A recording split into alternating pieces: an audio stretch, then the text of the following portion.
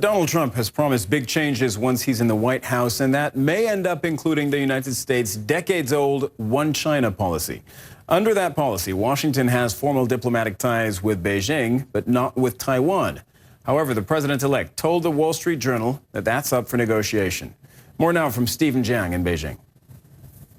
If business tycoon Donald Trump thinks everything in the world is negotiable, he may be soon reminded as the next U.S. president that at least in the eyes of the Beijing government, one issue is absolutely non-negotiable. That is the One China policy.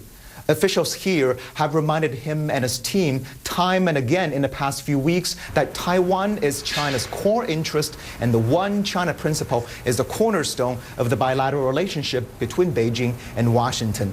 They'd like to say that every U.S. president since Jimmy Carter has committed to this policy and stuck to it, and they certainly hope the Trump White House would do the same instead of derailing 4 decades of development and achievements. But Mr. Trump does have a point about the U.S. does sell billions of dollars of arms to Taiwan to allow it to defend itself against a potential Chinese attack. But it's exactly this kind of strategic ambiguity in the One China policy that's allowed Beijing, Washington, as well as Taipei to maintain relative peace and stability in the decades past.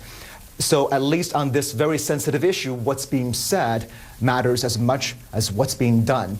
Now, on other issues, Chinese officials have been quite restrained and measured in their response to Mr. Trump's remarks, including issues like trade, the South China Sea, and cybersecurity. What they have been saying here is this relationship has so much going for it if more cooperation, less confrontation is the attitude both sides adopt. They also like to point out to the phone conversation Mr. Trump had with Chinese President Xi Jinping after Trump's election that both leaders have said mutual respect is very important in dealing with each other.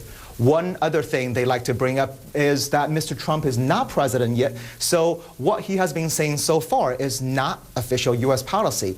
And the Chinese government pays more attention to official policies instead of a leader's style and personalities. But privately, many officials have expressed to me that they are unsure about how to deal with this new U.S. president who likes to conduct foreign policy online. Some have even asked me for suggestions. My response, follow him on Twitter, read his tweets, and have an answer ready for reporters like us. Stephen Jiang, CNN, Beijing. And here's another bone of contention between the U.S. and China. Beijing has issued a warning to the U.S. after its nominee for Secretary of State suggested blocking access to the South China Sea. Our Brian Todd reports. They've staked a claim to thousands of acres of what were sandbars and reefs. They've used sophisticated equipment like these ships, pumping sand through those thin tubes to create islands. Then they built airfields with towering radar stations, constructed ports, deployed weapons there, even built barracks. China's military buildup of these islands in the South China Sea has angered the Obama administration. The U.S. has sent ships and planes very near the islands, sometimes drawing Chinese warnings. This is the Chinese Navy. This is the Chinese Navy. Please go away quickly. Now, a government-run Chinese newspaper is warning of a possible war with the U.S. over the man-made islands. It's spurred by this comment from Secretary of State nominee Rex Tillerson at his confirmation hearings.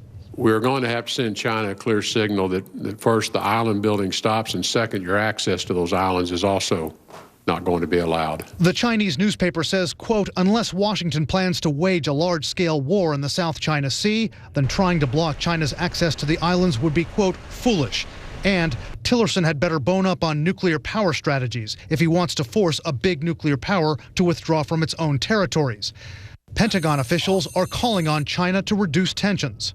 How could the U.S. deny China access to those islands? You would want to start with a naval blockade. That's what people would think, Cuban Missile Crisis in the modern era. But this is a lot of space to cover.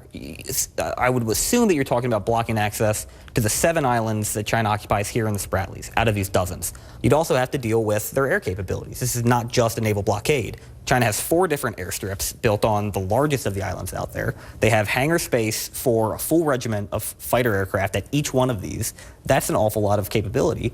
And finally, this is not without cost. These are not defenseless features.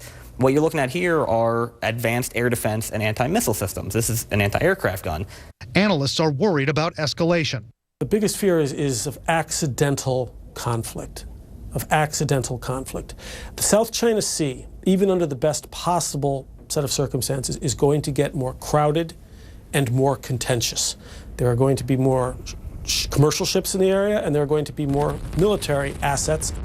A key question in all of this, did Rex Tillerson speak directly for President-elect Trump when he said the U.S. should deny China access to those islands? I spoke to a Trump transition official who walked back slightly from Tillerson's comments. The official said denying access doesn't necessarily have to mean a naval blockade, that there are other options, including economic ones. When I pressed on what those might be, the official said there are no details yet, that all of this still has to be worked out. Brian Todd, CNN, Washington.